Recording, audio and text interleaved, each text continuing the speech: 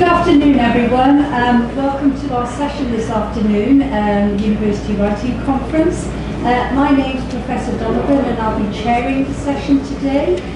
We are still waiting for one of our speakers, so she might come in a little bit later, but we are going to make a start. And what we'll do is the presenters will present to you, and then after they have each presented, we'll have some time for questions and answers, and we'll do that at the end when everybody is presented. But our first speaker today is Somya Sharma. She is a pre-law sophomore from Chesapeake, Virginia, majoring in international affairs. She's particularly interested in Middle East studies with a focus on counter-terrorism. Passionate about law and national security, Somya aspires to a career in defence policy, and the title of her presentation today is Organism or Host, Grotesque Realism and Parasitic Capitalism in Bong's Parasite.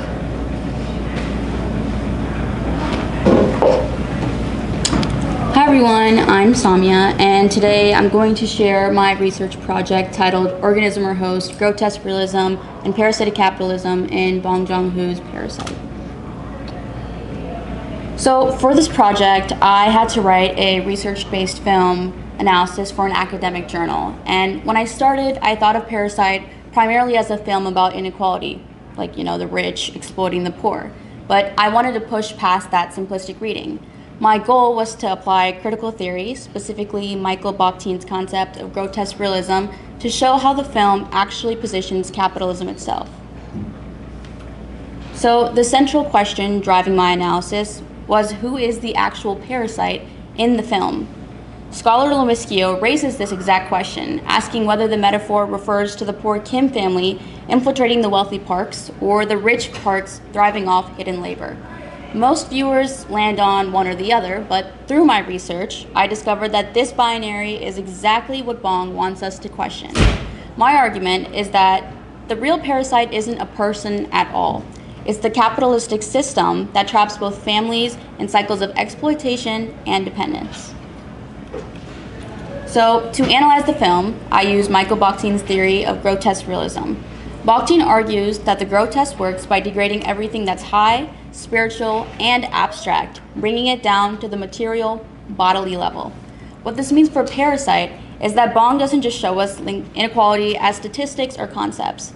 He makes it physical. He uses grotesque imagery like bodily stench, flooding sewers, and contamination to force us to feel inequality in our bodies. Bong, as I word it, intertwines fantasy with filth. This theoretical lens helped me understand why scenes like flooding and the smell motif aren't just dramatic. They're political statements that expose what capitalism tries to hide.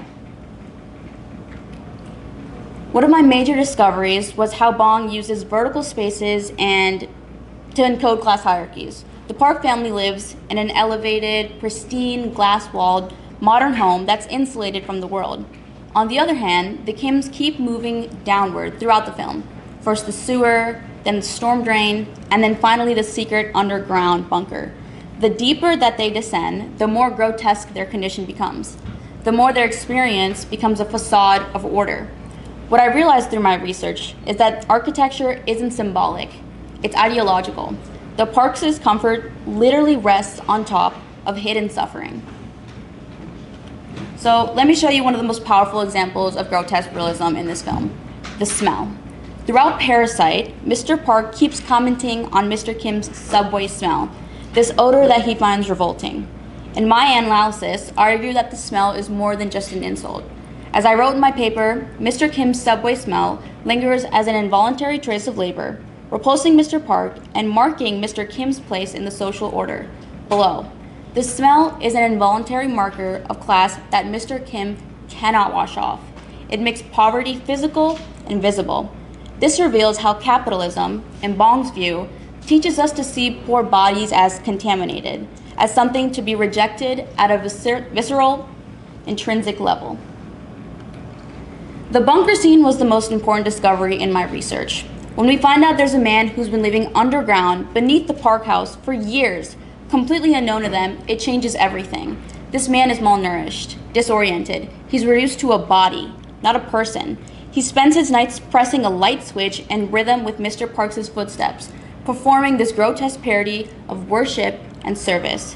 What struck me most was connecting this to real-world data.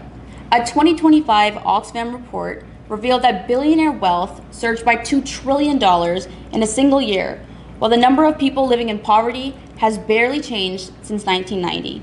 The Parks don't know about the bunker, but not because they're evil, but because the system doesn't require them to know so.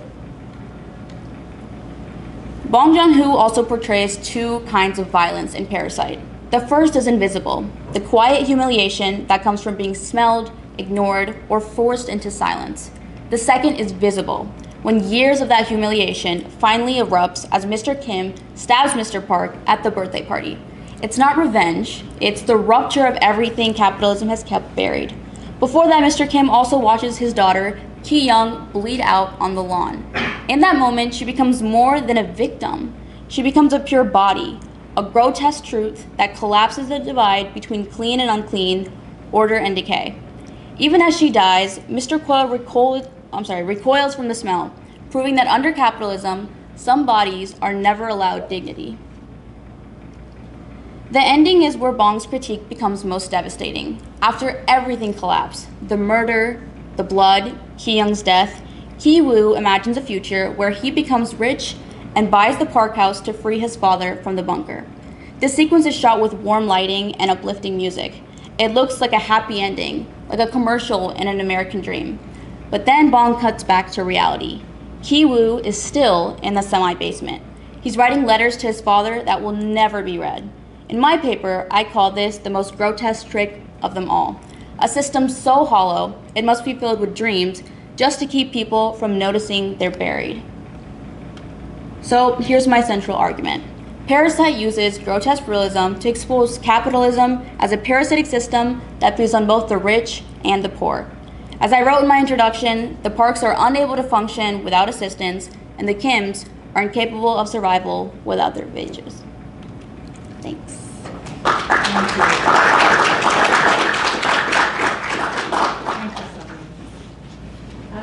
Thank you. Our next speaker is Andrew Williams. He's a junior studying nutrition science and public health, transferring to GW from the Culinary Institute of America, where he studied baking and pastry arts, and currently a pastry chef in a 2-star Michelin kitchen. He wanted to apply his interests and approach this art history project through the lens of food and nutrition. And the title of his presentation today is Born Dead, Marc Chagall and the 8 Dimensions of Health.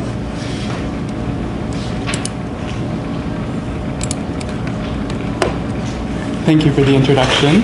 Hi everyone. Just to go over a brief overview of what I'm going to talk about. I'm going to spend most of the time talking about the content of the paper, but I am going to touch a little bit upon the research process and how I kind of chose this topic, especially since my UW was an art history one. It seems a little strange to kind of pick more of a STEM-focused topic.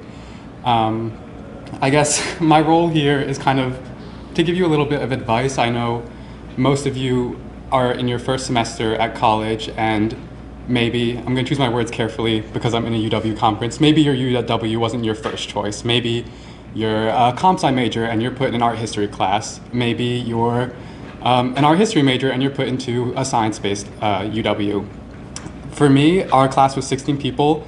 I think only 2 of them were actually art history majors. The rest were comp sci, business, finance, and I just want to kind of show you an example of how you can take your own interests and turn them into a project, depending, no matter what your UW is on.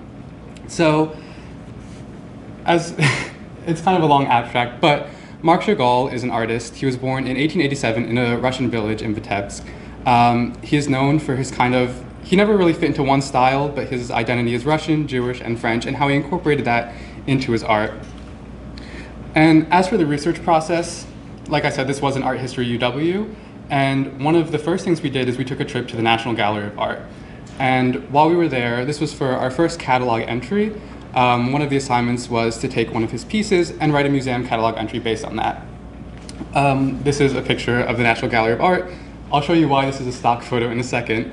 But while I was there, I decided to read his entire autobiography. They had a copy on file. I was like, well, I'm never going to read this again. While I'm in this moment, I'll take the few hours to just jot everything that I can down that would be useful.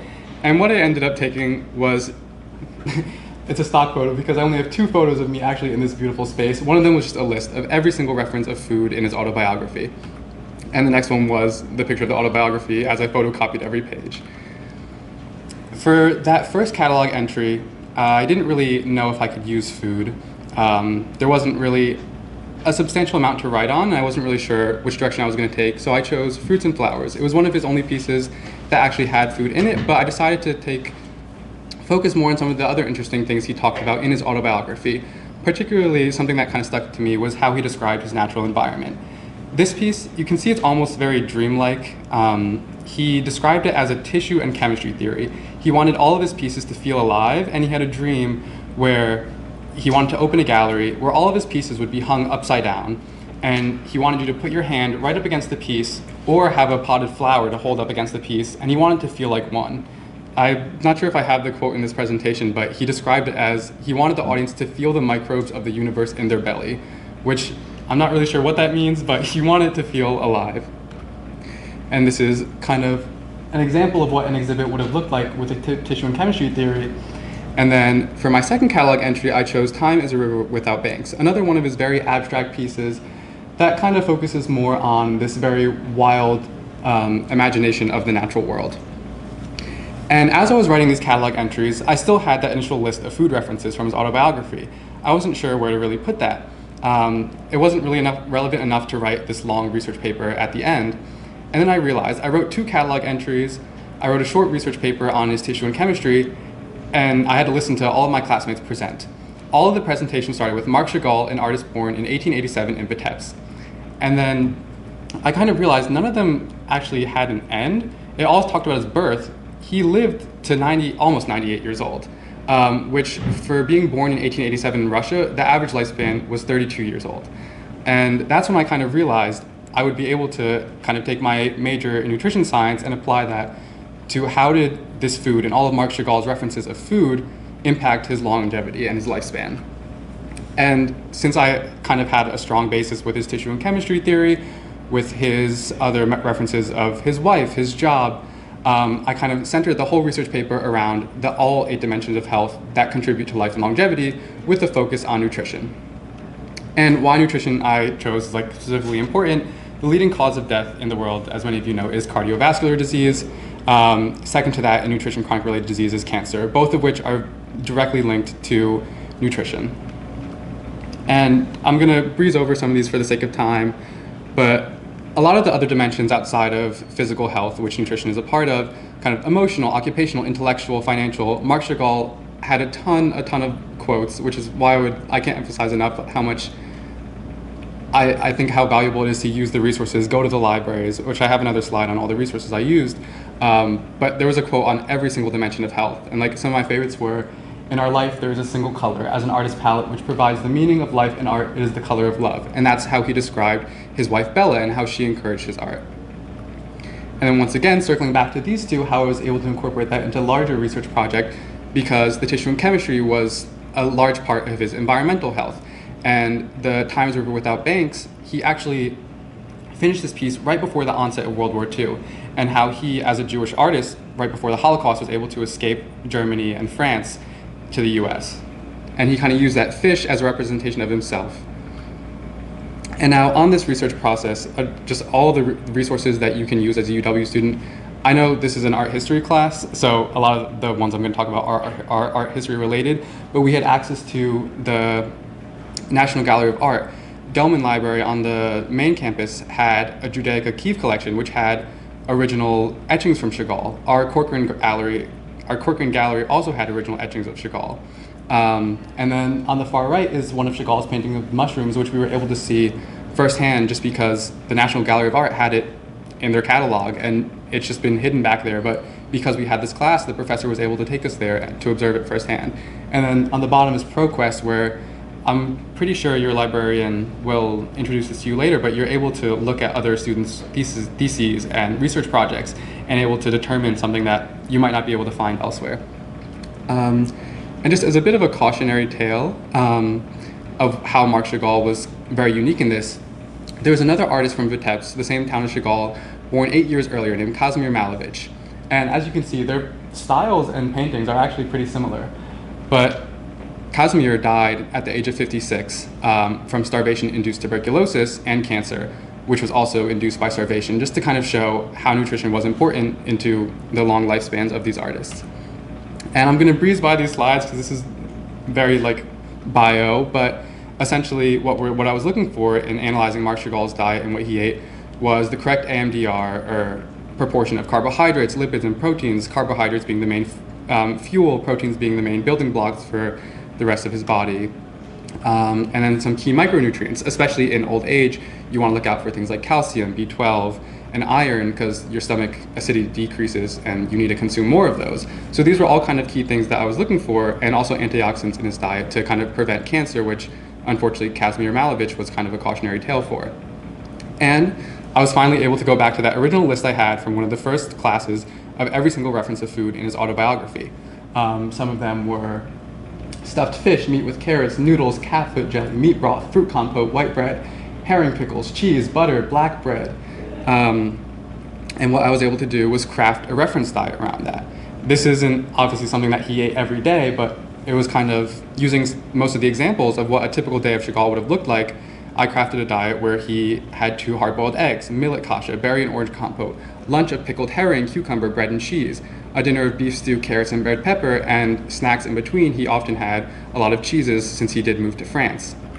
And what that turned out was he, with a diet of all the references in his art and in his autobiography, he hit over 90% of the target on almost every essential nutrient. And what was particularly important for Chagall and kind of a staple in his diet that he did say that he ate every day was pickled herring, because his dad was a herring merchant and he kind of carried that over when he moved to France and then the US. He had at least half a pickled herring every single day. And that alone contributed for over 200% of the recommended B12 and omega-3 fatty acid intake. And then lastly, another contributor to cardiovascular disease and cancer is alcohol consumption. And for Chagall, he actually referenced how he had 2 specific pieces that kind of referenced the negative effects of alcohol. And in his autobiography, it mentioned how he kind of steered away, especially, which is kind of surprising for a French artist in this century, where a lot of his contemporaries were out drinking wine. He steered away from alcohol, which also contributed to his longer lifespan. And just to kind of close it off, how this isn't in isolation, we had the cautionary tale of Kazimir Malevich at first. Another artist who was very kind of proficient and very vocal around her food choices was Georgia O'Keeffe. She was born 4 months before Chagall and then died a year later. Very similar lifespan, and she attributed a large part of this to her diet.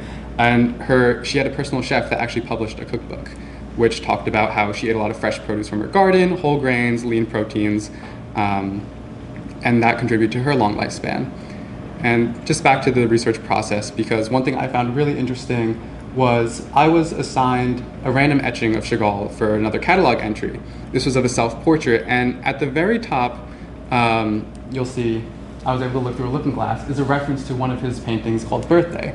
And this is just, I closed out my research paper circling back to the holistic health approach, where food is more than just nourishment. It was kind of like a symbol, it brought people together.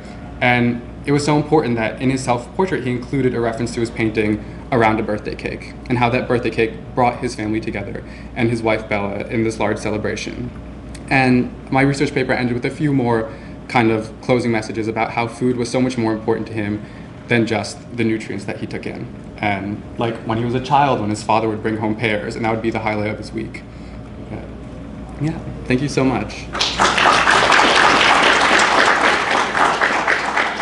I breezed over a lot of like the actual nutrition thing, but please feel free to ask me questions during the panel there.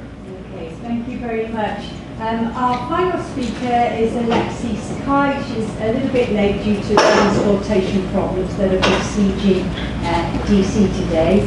But Alexis is a sophomore from Cincinnati, Ohio, majoring in data science and political science. Outside of GW, she can be found at concerts and live music shows or making other Spotify playlists. Thank you, Alexis. She might need a couple of minutes to get set up. All right. Hi everyone, my name is Alexis, and today I'm going to be talking about social media and music, and how social media has shaped attitudes towards artists in the music industry. So, what's the issue with the music industry? Well, this is American pop singer Benson Boone, and I really don't like him. When he released his 2024 single, Beautiful Things, it climbed the Billboard charts rapidly. But despite its popularity on a lot of streaming and radio platforms, Boone's performances received a lot of online criticism, especially from people on TikTok. So on TikTok, a lot of users posted videos, like the one over here, critiquing Boone's performances and his public persona as inauthentic. But a lot of this perceived inauthenticity comes from more than just a distaste for his music or his performance style. A lot of it is rooted in an audience that's sick of music that is being constantly pushed onto them from social media. So although social media has changed the music marketing game, it's also created this atmosphere of increased scrutiny for a lot of artists. So to navigate this increased scrutiny and this public volatility, record labels need to start allowing artists greater creative freedom in both the music production and marketing processes, because that's going to enable artists to write more original songs, develop stronger artist-fan relationships, and it's going to lead to greater representation of marginalized communities in media. So the term industry plant comes from 2010's hip-hop scenes, where a lot of artists were described, well, it was a way to describe artists that fans felt hadn't earned their fame through talent and hard work, but rather got a lot of their fame through connections to music labels or connections from their parents. The industry plant is characterized as inauthentic, sometimes a nepo baby, and privileged. So the whole industry plant discourse points to a very key aspect of the music industry, that it's this massive industry. And it's a job of record labels in this industry to launch these artists to fame. And social media virality can be a key indicator of success in that regard. However, virality in algorithms is also hard to predict, and to kind of counteract that, record labels have started these things called sound campaigns to manufacture virality on social media. In these sound campaigns, record labels will pay an influencer to use snippets of a song in their videos to push out to users. And these will be spread out over multiple platforms, creators, content styles, and weeks in order to create the idea of organic online chatter. One of the primary sources I pulled from for this research was a news report from TikTok. It was a commissioned third-party report. And this news report identified that TikTok users are over 100 times more likely to discover and share new music that they were originally exposed to on short-form video platforms like TikTok. Now, this is especially important because it really points to the prevalence of social media marketing for the music industry and the importance of sound campaigns as a tool to market artists to new users. But this has also led to an over-reliance on social media in marketing. Labels now sign an artist because they're viral, not because an artist is inherently talented or unique. This leads to artists not being prepared to launch a long-term career, and sometimes not even developing their sound fully before pushing out artists in record labels and albums and whatnot. Furthermore, labels are also focusing on short-term deals, like EPs and singles, instead of launching albums and longer-term projects. They're also even forbidding their artists from releasing these projects until an artist can gain enough social media support to justify the release of this project. This has also led to an increase in one-hit wonders, which is defined as an artist that hits the Billboard Top 40 chart but never makes a return to that. For artists that don't like posting on social media, record labels have gained leverage over these artists by entrapping them in contracts, forcing artists to turn over their social media profiles to labels and allowing labels to post on behalf of them. This in turn destroys an artist's online persona and makes them give up their social media autonomy. For artists that don't do well on social media, if they're signed on because of their social media virality and because of their social media statistics, this is also a reason for a label to drop an artist. And so labels will make threats to artists, threatening them to be dropped from the label if they can't garner enough social media popularity to justify the release of their projects or to be kept on as an artist. So because of all these, artists are often forced to appeal to their label's whims rather than follow their own artistic pursuits. This has also created a sort of songwriting culture where artists are forced to create lyrics with patterns designed to go viral instead of expressing their own artistic creativity. This is often in the form of short, catchy taglines, numerical countdowns, or the ABCs, or simple rhymes. These formats are designed for short-form video content, where you need to catch an audience's attention quickly, but this also leads to a lack of emotional nuance or even a narrative voice in songwriting, leading to a lack of originality in the music landscape. Furthermore, for artists who are forced to post because of their labels, under pressures or threats, this is a manipulative media tactic that creates a lack of authenticity in the artist-fan relationship. The artists are no longer posting because they want to connect with fans, but they're posting because they're scared of their labels and they want to be kept on, or they're posting for views and likes in order to release a new album of theirs. A lot of these fan pressures can also force an artist to align with what their labels want them to post, or can force artists to feel like they have to be constantly available to fans, which further leads to artist burnout. However, in case studies where artists have more independence over their own marketing styles and how they present themselves on social media, positive fan interaction also increases, symbolizing that if an artist is able to represent themselves freely on social media, they can also create that authentic artist-fan relationship that leads to further interaction with their content, like record labels desire. So what about the case of Benson Boone? Well, his artist-fan relationship is not the best. Many TikTok users have posted critiques of Benson, like Jarbear's over here, which I'll read aloud. Have a valid reason for disliking Benson Boone? Sure, I'll go. He takes a style of groundbreaking 70s singers that embrace androgynous and queer style, then boils it down to something that can be mass marketed to white Americans who are trying to destroy the very communities that created the style. So Jarbear's post is kind of calling out how Boone derives his style from LGBTQ artists like Freddie Mercury and David Bowie, yet he fails to advocate for that very community that he pulls from. Furthermore, he also sells out to the communities which LGBT groups have faced backlash from. So his inauthenticity comes not from bad music or bad promo, mayhaps, but his appropriation of behaviors that is being associated with marginalized groups. This kind of discourse sparked further comments, like the three listed here. I don't hate him, but I do believe that his whole persona was crafted by a PR team to appeal to as many people as possible. Here comes the ahistorical, willfully ignorant people with he's just wearing clothes, or it's just music, like as if things happen in a vacuum. Or his entire persona feels like a gross caricature of the men like Freddie Mercury and John Elton, who were actually queer and existed in a time where being so is dangerous. Every song I've heard of his is so devoid of substance. So the result of this is the result of Boone's inauthenticity is a glaring disconnect between the artist's vision and his fan base, which spurs a lot of these industry plant allegations and a lot of this backlash and criticism.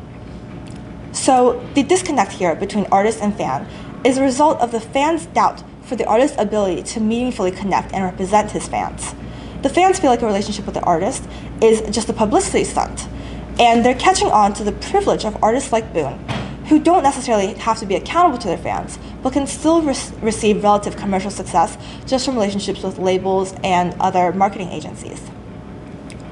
So this is also symbolized as a whole a shift where labels are chasing virality, and artists don't really have the ability to shape their own sound or engage authentically with fans. And fans in this process are reduced to marketing assets instead of people to connect with. This shift in the industry has kind of transformed it from a numbers game for the privileged, and also left behind this musical landscape that is full of these TikTok catchphrases and these TikTok-fied songs, one-hit wonders, and out-of-touch performances. So the solution for this as a whole is that artists need a greater role in the production and promotion processes.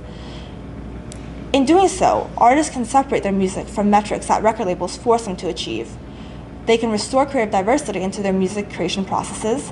They can rebuild artist-fan relationships and no longer receive the kind of criticism and online backlash that artists like Boone get. And in the process, they can also start to further represent marginalized communities or communities which they pull their inspiration from. Yeah, thank you. Thank you.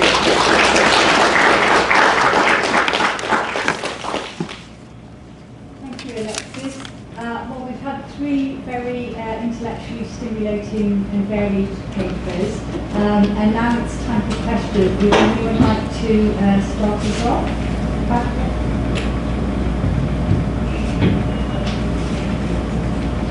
think that social media has created a new version of what an artist is and not really? Do you think it's changed the definition of what an artist is and what music or music production is now? And how would you compare the production of music or the quality of music happening right now than a couple years ago before TikTok or before the highly advanced social media?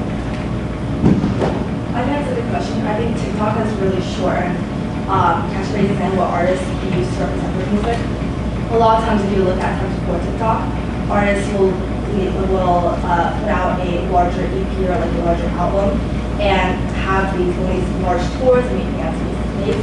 Well, a lot of times what social media has done now is that artists have turned to this short form content.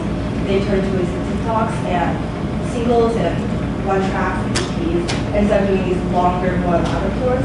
And so kind of because of that, fans have kind of seen artists less as a artist who sound develops over time and more as an artist who creates this catchy music phrase for their TikToks. So I think the definition of artist has transformed into social media. It's transformed to something that is more used for marketing through an individual post instead of as someone whose work you admire, whose artistic expression you relate to.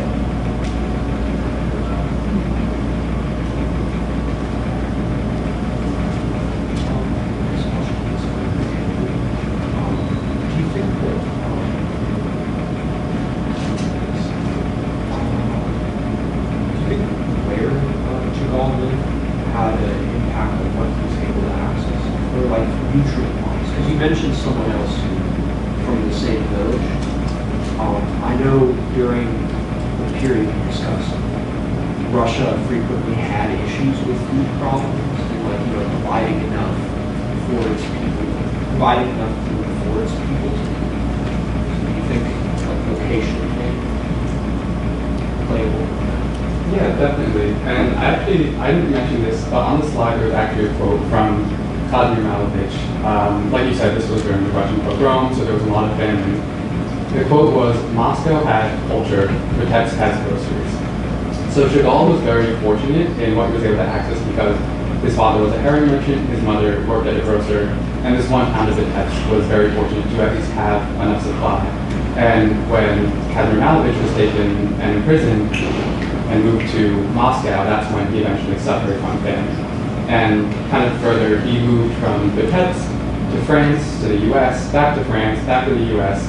And at each point, his diet changed a little bit, but he built upon it with staples. Like his father being a herring merchant, and like I mentioned, he had herring every single day, which was not like a superfood, but something that was able to kind of keep him sustained even when he had nothing else. But I think you make a really good point that where you are is 100% indicative of what food might be available, and especially with current events going on. I was just curious and saying this for you as well. Just like how you figured out that just because the topics that you're talking about are just in so many different places, how did you figure out that they would all work together? Yeah, sorry, I know I got pretty nervous when I got up there, so I didn't really make a cohesive story. But like you said, they were kind of all over the place. When I originally went to the National Gallery of Art, I knew just at some point I would hope to write about food because that was kind of my original interest. So that's I jotted down every single mention of food in his autobiography, and I kept that in my back pocket. I was also interested in his art, and I had no idea who Chagall was before this class either. And this class was just on Art Chagall. So when I was assigned this one piece for his pilot entry, it had food, but I decided to kind of take a more art history approach and write about these other things. And it wasn't until I guess brainstorming for the final presentation where I realized I would be able to incorporate food. I know it was kind of all over the place, and that's why I centered my final research paper around all 8 dimensions of health and not just food. The main focus was food, but I still incorporated some of the other things I studied before, like his environmental health or his spiritual health through some of his more religious paintings, or his relationship health with his wife and his child that he displayed in some other works. So it was kind of all over the place, but I was very lucky to work with my professor and find a topic that would be able to kind of encircle them all and be able to focus on food in the end. Yeah, I was just curious because I was so drawn. I was just structural and artists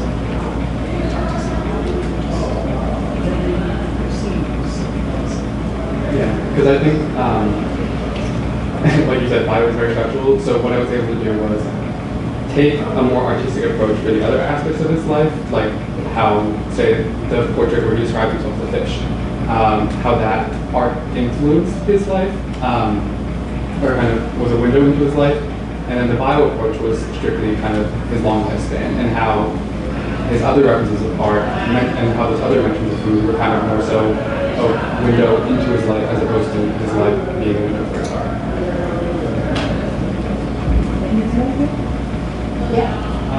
Yeah, so I wanted to talk about actually the first one, and I guess the idea of the subway smell. Because I was thinking about, I guess, maybe some departments that we're experiencing right now and how both mainstream political parties are moving towards, I guess, senses of populism. Like, what I wanted to ask is, how's your perception of like the subway smell changing right now, and I guess influencing politics? That's a good question.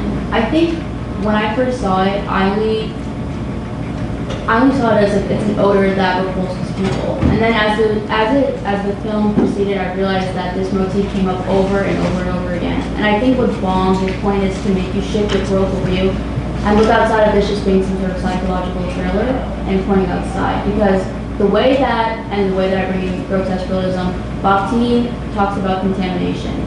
And it connects to the odor smell because it's like, okay, well, we want to look outside contamination as something that can't be washed off. And I think it is pretty relevant to how we see the world today, considering many people have a view on, it's kind of a touchy subject, I guess, but on odor, on specific class hierarchies, whether that be a good smell or a bad one. Back there? I have a question for Alexis. In your opinion, what current musical artists do you think are using social media right now? I'm really big Halsey's fan. I've been keeping her through social media. I think she does a really good job on social media. She's made posts in the past complaining about her record label, which is also one of the reasons why I was really into this topic as a whole. She's made posts complaining about her record label, forcing her to post and saying that she feels burnt out from it. And in doing so, I think that's a really authentic kind of post. She's authentically connecting out, reaching out to her fans, and letting her fans know that despite pressures from her record label, she's still doing this for her fans, and she's still doing this for herself. So I think Rose and Halsey for sure. Alexis, what do you think if Benson Boone wanted to like improve his image or make it more positive influence, what is the first thing he should do? I scroll through a lot of Benson Boone TikToks for this. I think a lot of criticism I've seen around Benson Boone is the fact that he pulls off these elaborate performances that feel very sterile, that feel very performative, and that's his role as a performer. But I think to get the fans on his side and like social media on his side as a whole, he needs to be more authentic, and he can do so by addressing these criticisms of where he's pulling a lot of influences from, and that's why a lot of his influences feel sterile, because he's just doing all these elaborate things with no nod to the original context of Humanities, so really addressing the context and finding down a lot of elements. I have another question for Alexis. Do you feel like the influx of these industry plans is making it harder for like real artists and musicians to put out their work and actually be successful with it? And do you see this trend continuing like further and eventually pushing the music industry? I think it's hard to define what a real artist is, because even artists that are really well established there, like Clara or Gracie Abrams, are also nepo babies. Clara's mother, or her dad, knew which label execs. Gracie Abrams as well. Her parents were all label execs. So I think a large part of this is the industry plans have always been around, which is more of a thing now because it's kind of an excuse for, it's kind of a big call out for someone on social media who just goes viral all of a sudden and isn't necessarily talented, but industry plant can still be talented. I think there is that line there, but also I think this has been a thing, and it will continue to be a thing. It's just that we are so happy to see the rise of less talented artists.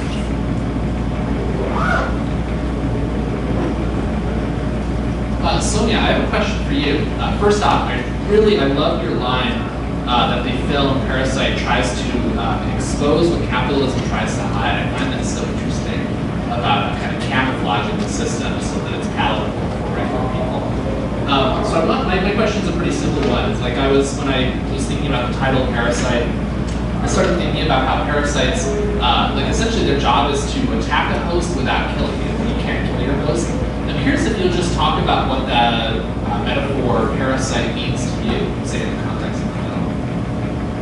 To me, it works both ways, like I talked about in the film Organism or Host. It could either work as the Park family leeching off the Kims or the Kims family leeching off the other one. So, I mean, of course, when I was coming up with the title for this as well, I was like, well, what even is a parasite? And then I realized that a parasite can go both ways.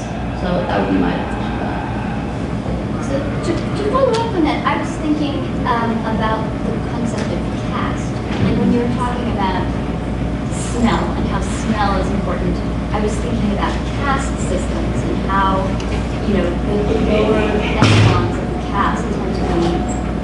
caste tend to be untouchable, so they don't smell good. But it sounds like for you, the metaphor of the parasite cuts against that. Do you feel like that metaphor is actually in conflict with the concept of a caste system? I think it does conflict it, but at the same time, I think the film, like on a first watch, you paint the bad guy to be either one family or the other. But when you start to realize that this system goes both ways, you realize that the film paints the lower echelon as one that kind of leeches off, like I said, like the richer one. But then you start to realize that the wealthy Park family, they can't even proceed through life without living off of the poor. And that's what I talked about, how the bunker scene, they aren't even concerned with it because they're not required to. So anything that the lower echelon is concerned with isn't even a priority for them. So I think that this caste system, it does conflict the definition of parasite. I have a question for Alexis. Is it beneficial for small TikTok creators to blow up on TikTok, or does it ruin, do you think it ruins the creativity in the music industry in the long term? I think there's definitely good and bad in it. If you're a small creator on TikTok and you blow up, that's a lot of exposure they're getting. So for a lot of small artists, it's their big breakthrough. It's a good chance to sign to a record label, and it's a chance to make it big. At the same time, they have to be aware of what they're getting to and really work themselves in the process to kind of develop a sound. Because at the end of the day, the record label isn't necessarily looking out for the artist's individual interest. They're just looking for a way to make money off the artist. I have a question for Andrew. How has your research into Chicago influenced your idea of nutritional health and how it relates to culture or society? Yeah, I think that's a good question because when I was writing this paper, I was pretty early on in my major, so the only course I was taking was intro to nutrition science. And now, since then, I've taken things like nutrition and chronic disease, which has, I think, having created this paper has been like a huge, insight and kind of, at least I get to see firsthand from my own research of how this comes into effect. Because now I'm talking about these things in class that I've written about where how someone's diet might influence their chance or increase their risk for cardiovascular disease. The specific parts of their diet, like say the people carrying the omega-3, how that acts as an anti-inflammatory, or how that maybe is decision to not drink, how that, and now learning about how alcohol, through biochemical mechanisms, might contribute to cancer and oxidation. And from more of a public health standpoint, similar to the other question about how access to food is such a huge thing that is often overlooked, especially today. There's such a massive systemic issue with food deserts and massive inequality in who can access more fresh produce or more affordable, less processed foods. So yeah, I think that's a really good question, and it has, kind of been in the back of my mind as a filter. Thank you. Yeah, this is a question for both Somya and Andrew. In your respective studies of Parasite and Chagall paintings, did you find any interesting connections between food or dietary practices in class, social and economic class? Do you want to take this first? Or? I think with class, it's kind of changed over time, which I find to be a little weird. Kind of back then, some of the more traditional famine foods of like maybe when Chagall was experiencing famine, and he would have kasha and herring, and that would kind of be his only substance, or just hard-boiled eggs. Now it's kind of shifted towards, with economic class, typically less wealthy people tend to purchase more ultra-processed foods, just because that's what's marketed nowadays, where the more ultra-processed and refined sugars, carbs are what's cheaper on the market shelves, and that's what takes up 80% of grocery aisles. So I think a huge part is modern marketing and how that has affected modern access. But back then, I think Chagall, and even like with the Georgia O'Keeffe example, where she lived off the land, and where living off the land back then was maybe a sign of a lower socioeconomic class. Now, like looking at it now, like you had more access to fresh foods, you had more access to these more health-promoting foods as opposed to today. Yeah, I think the movie itself briefly touches on the topic of food and class, but I do remember in the beginning of the film when we see the Kim family, they're eating ramen noodles. That idea of eating that in a basement that is prone to flooding as compared to the Kim family, who wouldn't even touch that, despite the fact that they're all Korean and they live in the same country, is something that you see very, very briefly, but the best idea that I could come up with is probably that one, that example. Any other questions? So Alexis, I have a question for you. I'm curious, wondering, so it seems like, number one, I love your separate music from metrics element, just because, say TikTok or Instagram, all social media just makes how popular you are very visible, and we can just compare ourselves to others incessantly. I'm curious, do you think that there's a path for an artist who really wants to stay authentic, wants to be themselves, doesn't want to necessarily sign to a big label and have the label tell them, be this person who you're not, authentically? Is there a path toward, can an artist still be big, still rise, still be popular without signing to a big label, or is that almost impossible to see? I think it's definitely possible. One of the academics I pulled from was a study on British pop artist Joon-ho. And Heap's big thing was that she started her own label because she was tired of her record label's control over her social media presence. And her label was pretty much just her and a few other small artists, but she was still very successful. She's still a very big name. And under her own label, she had complete creative control over her own social media presence. And because of that, she was able to really connect with her fans and even pull from her fans resources like her album cover eventually for an album. And so she was a very good example, I believe, of an artist who is still very big, still very famous, but who had a lot of great control over her own social media presence and who still wasn't signed to a massive label. Okay, well, thank you very much, everyone, for your questions this afternoon, and congratulate our panelists.